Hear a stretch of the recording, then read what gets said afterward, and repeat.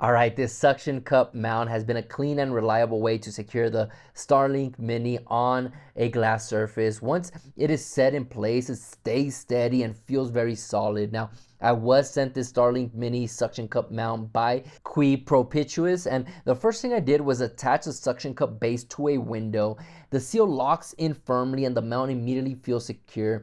Right here you can see the Starlink Mini position on the mount with no wobble. The suction cup holds tight and helps keep the dish stable and properly aligned. The mount installs and removes without any tools, which makes setup quick and straightforward. It works well on windows and sunroofs as long as the surface is clean and flat.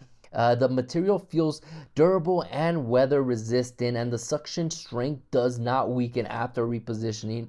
It is easy to adjust the placement until everything is sitting exactly where it needs to be. So if you want a strong and simple mounting option for securing the Starlink Mini on glass surfaces, this suction mount works extremely well.